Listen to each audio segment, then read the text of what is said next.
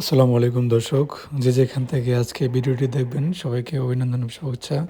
তো সবারই ইয়া ছিল একটা যে আমি কিভাবে আসলাম ফ্রান্সে, এটা নিয়ে একটা ভিডিও মেক করার জন্য। তো এই জন্য আসলে ভিডিও মেক করতেছি আজকে আপনাদের জন্য। আমি আসলে এখান থেকে আমার ভিসা ইস্যু হয়েছিল, এটা ইন্টারকন্টিনেন্টাল একটা বিল্ডিং। এখানে হচ্ছে মালয়েশিয়াতে ফ্রান্স এম্বাসি অবস্থিত। এই যে আমার সামনে দেখতে পাচ্ছেন যে উঁচু বিল্ডিংটা, এটার হচ্ছে 35 ফ্লোরে, এই যে 35 তলায় ওদের ফ্রান্স এম্বাসি। তো এম্বাসিতে আমাকে যখন ভিসা ইস্যু করেছে তখন আমার মেইল আসছিল এবং আমাকে আমার ভিসাটা কালেক্ট করতে বলছে। তো এই ইন্টারমার্কে আসলে আমার লাইফটা বদল হওয়ার জন্য একটা এই যে আমি এই ড্রেস আপে গিয়েছিলাম, তারপরে ভিসা রিসিভ করে নিয়ে আসলাম, নিয়ে এসে বাসায় চলে আসলাম। বাসায় আসলাম, তারপর টিকিট অনলাইনে করে ফেললাম। করে ফেলার পরে এই যে এই ড্রেস আপে রেডি হয়ে গেলাম ফ্রান্সে মুভ করার জন্য। দেন কুয়ালালামপুর এয়ারপোর্টে চলে আসলাম। এই যে ড্রেস আপে, এটা এয়ারপোর্টের ছবি। এটা হচ্ছে টার্মিনাল 1 থেকে 2তে আমাকে নিয়ে যাচ্ছিলো বাসের ভিতরে ছবি।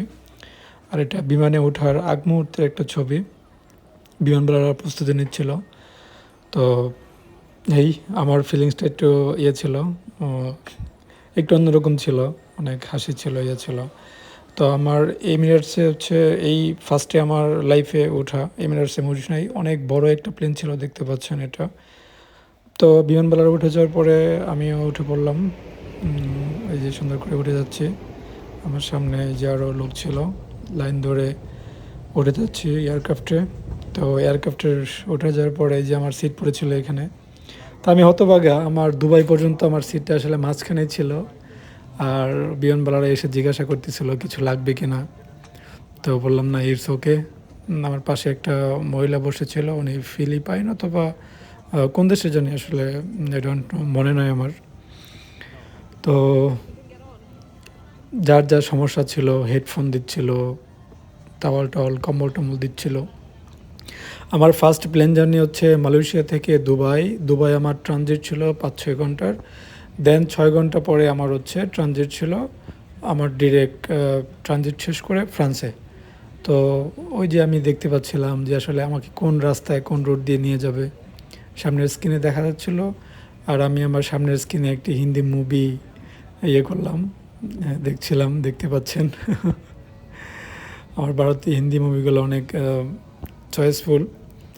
তো আর কি দেখতে দেখতে বসে আছি ভিতরে, এয়ারক্রাফট ততক্ষণে ফ্লাই করছে। এই যে একটু ভিডিও করে নিলাম।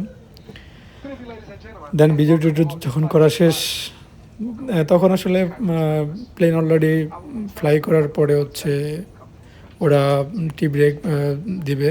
ওই সময় হচ্ছে প্লেন যখন আসলে সমতলে চলে আসে তখন ওরা টি ব্রেক সার্ভ করে। তো এখানে ডেজার্ট ছিল আর জুস আইটেম ছিল।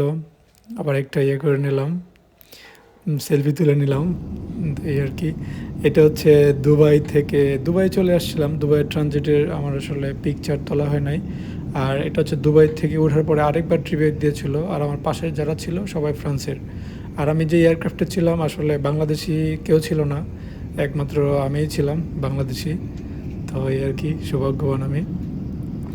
তো দুবাই থেকে আবার প্রায় লং জার্নি, 7-8 ঘন্টার লং জার্নি। তো জার্নিটা আসলে ভালোই লাগছিল। তো এটা আবার একটা তো আমার ভাগ্যবশত আমি আসলে জানালার পাশে সিট পেয়েছিলাম দুবাই থেকে। দুবাই থেকে যখন আমি ফ্লাই করি ফ্রান্সের উদ্দেশ্যে, তখন আমার সিটটা জানালার পাশেই পড়েছিল। তো তারপর 2 টাইম 3 টাইম ওরা টি ব্রেক দিয়েছিল। প্রথম টাইম খেয়েছি, তারপরে আরেকবার দিয়েছে সেকেন্ড টাইম। এই যে দেখতে পাচ্ছেন কিছু ডেজার্ট ছিল, তারপরে কিছু ফ্রুট ছিল, জুস আইটেম ছিল, আর অমলেট ছিল, এগ অমলেট ছিল। আসলে ওরা বেশিরভাগই পর্ক খায়, তো আমি হচ্ছে বিফ নিয়েছিলাম সাথে, আর অমলেট নিয়েছিলাম একটা। এটা দিয়ে আমার ডিনার শেষ করছি। আর ডিনার না বলতে, এটা তখন আমি ওই দেশের টাইম কনভার্ট করে টাইম দেখে আমি এটা দিয়ে আসলে সেহরি খেয়ে ফেলেছিলাম, তখন রমজান মাস ছিল। এই যে ফ্রান্সের আকাশে চলে আসছি। তো ভিডিওটা আমি শর্ট করে দেখাচ্ছি আসলে সবাই দেখার জন্য। ফ্রান্সের আকাশটা অনেক সুন্দর ছিল। তারপরে ফ্রান্সে ল্যান্ড করার সময় এই ভিউটা, ফ্রান্সে যখন ল্যান্ড করছিলাম দেখতে পাচ্ছেন সেই স্বপ্নের আইফেল টাওয়ারের দেশ ফ্রান্স চলে আসছে। তো এটা যখন ল্যান্ড করে এয়ারক্রাফট, তখনকার ভিউ ছিল অনেক সুন্দর। অনেক সুন্দর লাগছিল। সেটা আমার লাইফে স্মরণীয় একটা মোমেন্ট। তো ভালো লাগছিল অনেক যখন ল্যান্ড করে। আল্লাহ পাকের অশেষ রহমতে তখন ল্যান্ড করেছি। খুব ভালো লাগছিল। আর দেখতে পাচ্ছেন ভিউটা কত সুন্দর। আমি আসলে অনেক লং টাইম করেছি, বাট আমি এটা স্কিপ করে গেলাম একটু। আহ, মানে স্পিড করে দিয়েছি যাতে ভিডিওটা একটু কম মিনিট হয়, এগুলো অনেক বড় হয়ে যাবে ভিডিওটা। তো আপনারা কিছু মনে করবেন না, যদি ভালো লাগে থাকে লাইক কমেন্ট শেয়ার করবেন। তারপরে নামার পরে বের হলাম এয়ারক্রাফট থেকে, বের হয়ে তারপরে যে সিরিয়াল দিলাম ইমিগ্রেশনে। তারপরে ইমিগ্রেশন শেষ করার পরে ইমিগ্রেশন শেষ হয়ে গেল মুহূর্তেই। শেষ হওয়ার পরে আমার লাগেজের জন্য অপেক্ষায় ছিলাম।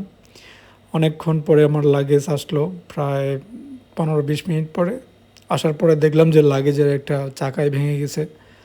তারপরেও একটা ফটোশ্যুট করে নিলাম। এই যে ফ্রান্সের এয়ারপোর্ট, এটা চার্লি গোদাং এয়ারপোর্ট বলে ফ্রান্সের সবথেকে বড় এয়ারপোর্ট, যেটা প্যারিসে অবস্থিত। তারপরে নামলাম, নেওয়ার পরে বাইরে আসলাম এয়ারপোর্ট থেকে বের হয়ে।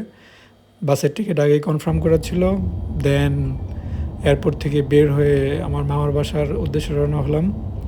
আর মামা পার্শ্ববর্তী একটা প্যারিসের সব থেকে নিকট শহর যেটা রোয়ান সিটি বলে, ওই রোয়ান সিটিতে থাকে।